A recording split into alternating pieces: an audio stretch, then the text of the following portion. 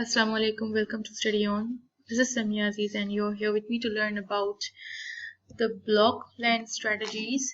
That is the topic from subject Operations Research. So today we will be learning about how we can create a block plan that will reduce the number of trips between the departments, that will save the time, that will save your effort and energy. And every business is very much concerned about reducing the number of trips, number of walks that are performed from department 1 to department 2 or any more departments. We are going to first learn about what is layout and what it means basically in terms of your business area. So the layout is simply a human and capital resource used by processes at an operation that must be arranged physically within their facility. So it's very important when you are working in a building or in a plant. So you have to be, very much concerned about the arrangement of your capital resources as well as the physical resources, right? That are going to be used in producing all the products or services that your business is you know making, right? So the thing is that when a process layout design seeks to give form to process structure, and the objective basically with the process structure is that the departments, the blocks need to be close together, that have strong interactions. For example, this is department A and this is department B, right? So in suppose there is a textile industry which has a department A which is like bleaching the cloth, and then after bleaching you might wash the bleach, so this is the washing department. So the two departments are very much interconnected and they need to be placed together so that immediately when the cloth is being bleached, it's been transferred to department B for the further processing. For example, in a chips manufacturing industry, the cutting department should be put together with mixing spices or some sort of such department, which simply means that after the chips have been cut, they have been transferred to a department which mixes some spices that are being necessary, and after that the chips are being transferred to the frying department where the chips are being fried, and after being fried the chips are being transferred to the assembly, and then after the assembly the chips have been transferred to the packaging department. So this kind of arrangement simply shows us that the strong interactions between um, the the steps and the units and the departments. So we have to create a layout, any layout, by keeping in mind those all important things. Now these are the particularly these are the things that we need to gather before actually stepping into creating the layout. So step number one will always be the gathering of information regarding space requirements. Now until and unless you don't know that what is the space requirement by your operations, you won't be able to provide any rough idea or any idea about how much space you're going to need. And if you provide a rough idea, so always you will end up with a some unwanted results because you are not planning for it, you haven't planned for it. So how you know the space requirement?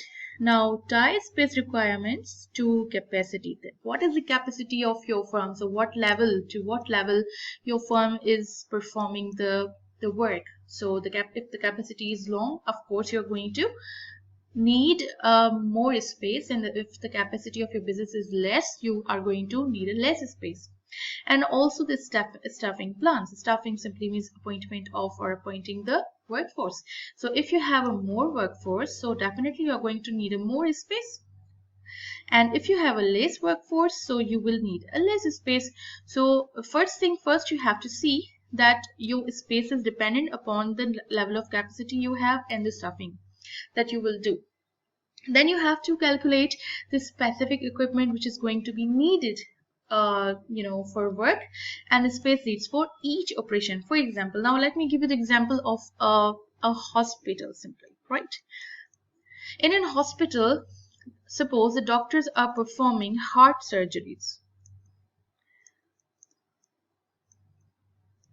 So when they're performing the heart surgeries, so they will need certain equipments as well, and some staff as well. So with the heart surgery, if it's simply angiography, right, which is small level surgery compared to the bypass surgery. So you see here that I'm labeling here,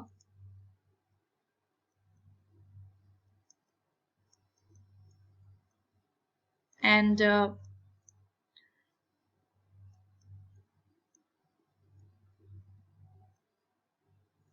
so these are the two different things, right? Angiography and bypass surgery. So when you are doing the angiography, so you need less equipments, less stuff. But when there is a bypass surgery, because it's a complex one and it requires a lot of instruments and a lot of equipments, so definitely you are going to need a lot of space for it. So because employees are moving around, they are taking things back and forth, coming to the patient and checking all the things. So a lot of devices are there, so this kind of surgery needs a lot of space. So you have to see the specific equipment that you're going to use, and also the space needs that are going to be required for each operation, and add circulation space such as aisles. So this is simply like when you're performing the bypass surgery, so you need to be, creating a very good space, around the patient, so that you can move away from, your point of patient to the drawers or to the things that you want to take and come back. And this is also practiced into the banks when you go and see that there are revolving chairs, or you can say that the chairs are movable, right? So the person sitting on a particular table can move around from one place to the other, from one drawer to the other, without wasting of time and without delaying the services. So this actually increases the performance and reduces the time wastage by simply adding a space. Consult with the managers and employees involved. So yes, then available space and current block plan. So now the next step is always about the available space you have in your business. What is the availability, and then what is the current block plan that you have in your business, right? Then you have to find it out, the closest factors among each of the department with the other. So closest factors are of a great importance. It is not necessary that every time the block plan that you created have worked out well, because it might be like there have been some lapses in your block plan. So it doesn't mean that it will continue forever. You can change it anytime with the advancement of technology or any new trends in your business. You can change it anytime. So current block plan can always be, changed with a new block plan or proposed block plan. So we have to see the closest factors that are existing right now. So suppose that department 1 and 2 need to be close together, so we will see the closest factor. So if the closest factor is like 10, and between department 2 and 4, the closeness factor is 3, right?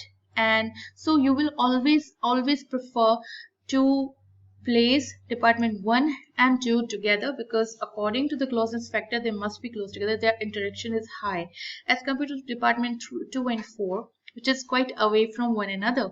So we can just make these departments away from other, but because their closest is not too much. So always we are going to focus on the closest factors. And then other considerations now: end centers in a layout. End centers means end departments, and n-1 shows the closest factors. All right, so other criteria that you can consider is about the department fixed in place, like relocation costs, foundations, noise levels, and so forth. So this is the information that we are available with. These are the departments from 1 to 6, and you can see that the areas are also being given for every department, like 3,500 feet square and 600 feet square, and altogether 15,000 feet square area is needed for designing this layout. So this is the current block plan, and if you see that these are the departments represented by the numbers. So first number represents the block administration, then the second represents the social services, third represents institution, fourth accounting, education, and internal audit, right? So this is how the current block plan is arranged. Now let's see that this is the closest matrix that is given by the company to us, or the business to us, in which the departments are from 1 to 6, and we are given with their closest factor. So if you see, the closest factor for department 1 with department 1 will always be 0 or nothing, right? But the closest factor of department 1 with the 2, just like 1 comma 2, will be like 3, right? So this is given and provided by the firm. This information then next is 1 to 3. Department closest factor of 1 to 3, it is 6. 1 to 4, it is 5. 1 to 5, it is 6. And 1 to 6, it is 10. So you see, among all, department 1 has the highest closeness factor with department 6.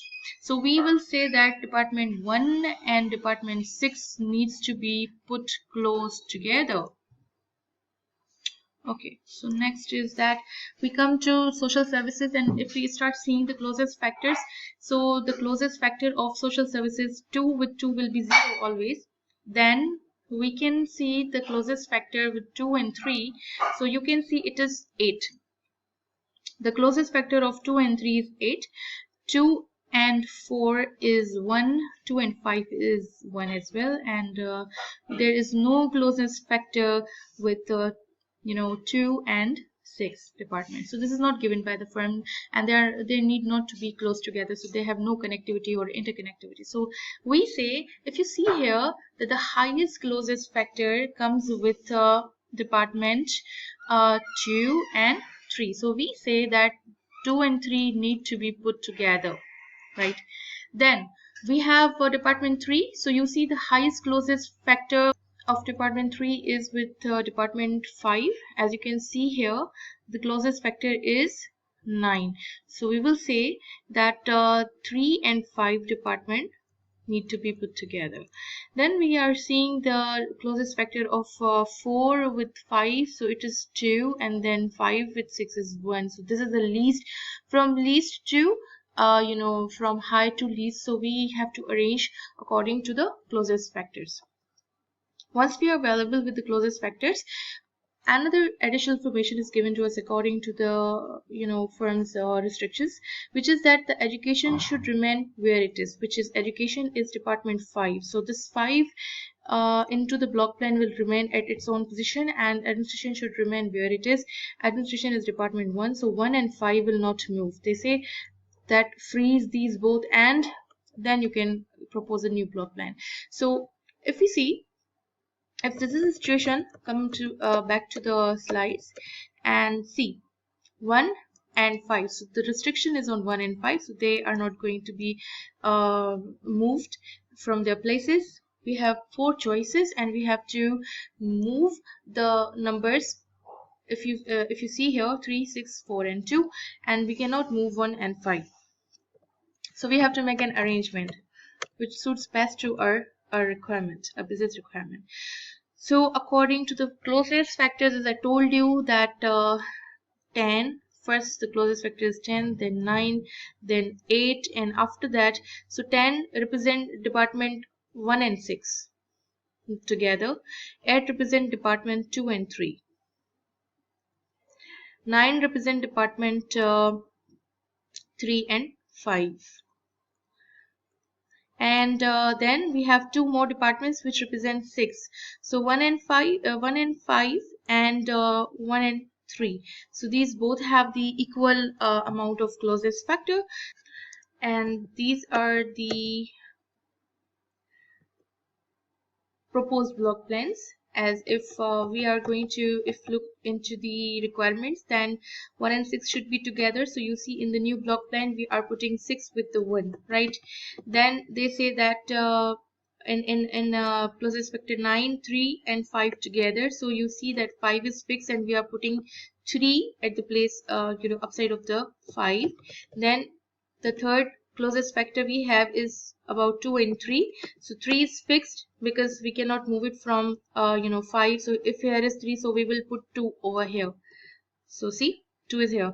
Then come back and Then we have 3 and